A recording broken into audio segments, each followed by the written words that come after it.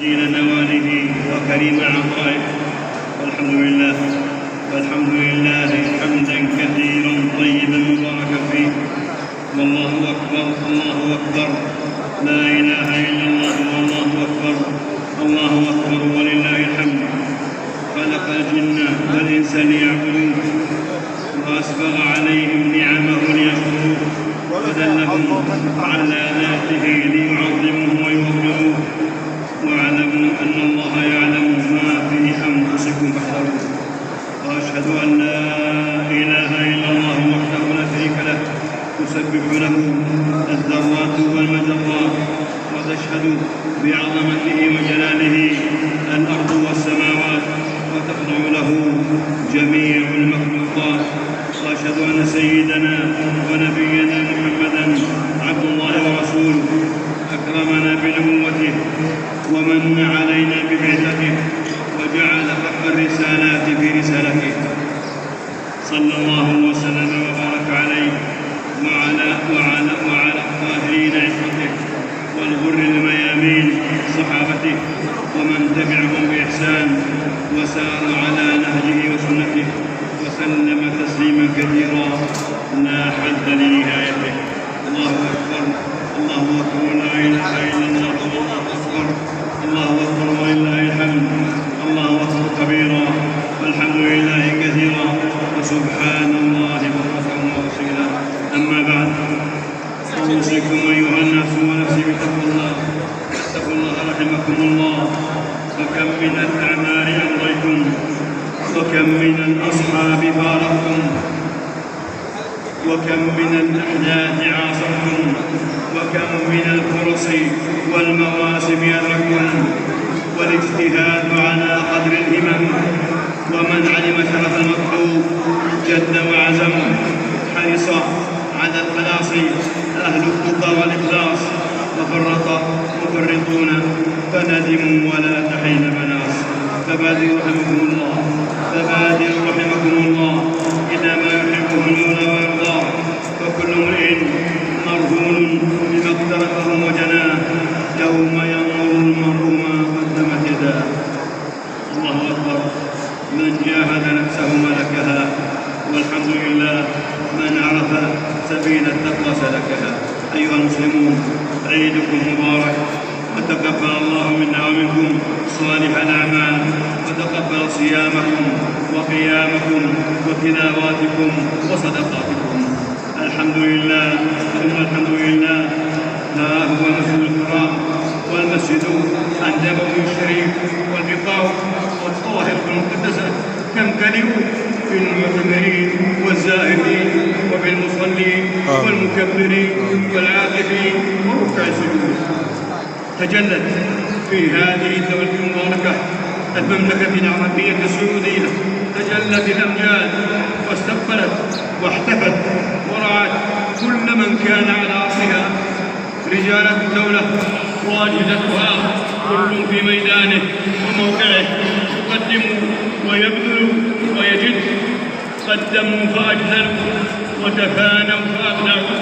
فتحت المطارات والموانئ البرية والبحرية لاستقبال ضيوف الرحمن من المعتمرين والزائرين وقاصدي هذه الديار المقدسة والبقاع الطاهرة من الصائمين والقائمين والعاكفين والركع السجود.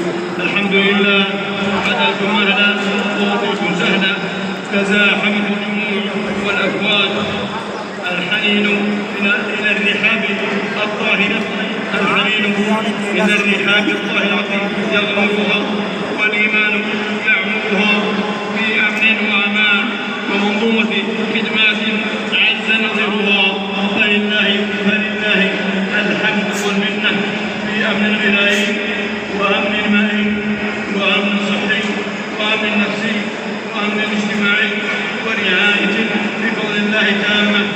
تزاحمت الصفوف وتحالت الأقدام والمناكب، وأقيمت الشعائر تراويح وقيام وطواف وزيارة وصلاة في الروضة الشريفة.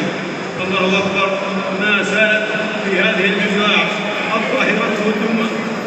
الله أكبر، ما زالت في هذه البقاع الطاهرة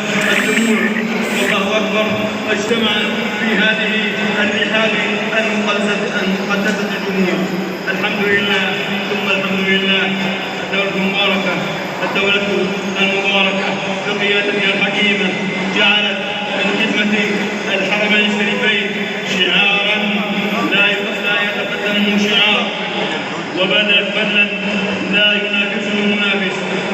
يقول ولي أمرها وقائدها خادم هذين الحرمين الشريفين الملك سلمان بن عبد العزيز أدام الله عزه، يقول إن من فضل الله وتوفيقه أن خص المملكة العربية السعودية دون غيرها من البلدان بشرف لا يضاهيه شرف، وهو خدمة الحرمين الشريفين والسهر على راحة ضيوف الرحمن من حجاج ومعتمرين وزوار. ثم قال حفظه الله: وإننا لنفتخر في ذلك أشد الفخر واستشعارا للواجب المقدس وقياما بهذه المسؤولية الشريفة نبذل كل جهد وفكر ومال ونواصل الليل والنهار منذ قيام الدولة على يد المؤسس الملك عبد العزيز بن عبد الرحمن آل سعود طيب الله ثراه مرورا بعهود أبنائه الملوك من بعده رحمهم الله. ثم قال أعزه الله: ونفتخر ونتشرف بمواصلة المهمة وسنبقى على ذلك بإذن الله دوما. وقال حفظه الله: ومن نعم الله التي لا تحصى أن يسر في رمضان هذا العام أداء العمرة لملايين المعتمرين، نسأل الله أن يتقبل منا ومنهم، وقد تحقق ذلك بفضل الله أولا ثم بالجهود المتواصلة التي بذلتها قطاعات الدولة لخدمة ضيوف الرحمن تسهيلا لأداء عباداتهم والقيام بنسكهم. الحمد لله ثم الحمد لله. عيدكم مبارك وتقبل الله منا ومنكم. نهنئ أنفسنا ونهنئ قيادتنا ونهنئكم بما من الله علينا وعليكم من هذه النعم فاقدروها واشكروها. الله أكبر. ما ولا مسلم نحو هذا البيت شبه وتوجه، والله أكبر ما قصده معتمر وحجه. عيدكم مبارك. لكم فيه بإذن الله وفضله فرحتان: فرحة الفطر وفرحة لقاء الرب، وفرحة هذا المظهر العظيم للوحدة الإسلامية في صيامها وفطرها وشعارها ومشاعرها، مع ما يرجى من الفوز العظيم برضوان الله ليعلي الله من شأنها ويعز أوطانها ويجمع على الحق والهدى كلمتها وينشر الخير والعيش كريما في ربوعها ويحفظها من كيد الكائدين وعدوان المعتدين. سبحانك ربنا عز جلاله وجل ثناؤه وتقدست اسماؤه. اللهم انصر اخواننا، اللهم انصر اخواننا واهلنا في الارض المباركه في فلسطين والمسجد الاقصى واكنافه في المقدس. اللهم كن لهم مؤيدا ونصيرا ومعينا وظهيرا. اللهم طهر المسجد الاقصى من رجس المحتلين، اللهم اجعله في رفعه وعزه ومنعه وتمكين يا رب العالمين. اللهم احفظه من العدوان المعتدين اعتدوا على المقدسات واستباحوا الحرمات دنسوا المسجد والارض المباركه. اللهم اجعل شرهم وكف اذاهم وابطل كيدهم.